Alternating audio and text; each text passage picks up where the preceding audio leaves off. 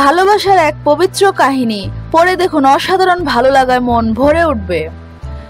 ছেলেটা মাদ্রাসা যাওয়ার পথে মেয়েটি সবসময় তার দিকে তাকিয়ে থাকে, তার সাথে কথা বলতে চায়, কিন্তু ছেলেটি বেগানা নারীর দিকে তাকায় তো চায় না কথা বলতে।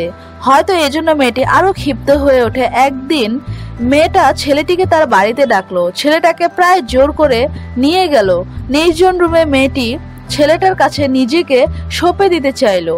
ছেলেটি পড়ে গেল মহা বিপদে। বুদ্ধি করে বলল, ছেলেটি ফোন দিয়ে আটলো, বলল, আমার একটু টয়লেট যেতে হবে, যাও, তবে দ্রুত ফিরে আসবে। ছেলেটি বাধ্য হয়ে টয়লেট থেকে পানি দিয়ে তার পুরো শরীর মেখে নিল, যাতে তার শরীর থেকে বিশ্রী গন্ধ বের হয়। ছেলেটি টয়লেট থেকে বের হওয়ার পর মেয়েটি তার গায়ের দুর্গন্ধের কারণে তাকে তাড়িয়ে দেয়। ছেলেটি খুশি মনে বের হয়ে মাদ্রাসার ক্লাসে প্রবেশ করলো। শিক্ষক ক্লাস চলাকালীন সময়ে বললেন, তোমাদেরকে কে আজকে এমন সুগন্ধ লাগিয়ে এসেছো যে পুরো ক্লাস সুগন্ধময় হয়ে আছে? ছেলেটা ভয়ের মধ্যে আছে, তার গায়ের গন্ধকে শিক্ষক উপহাস করে সুগন্ধ বলছে না তো?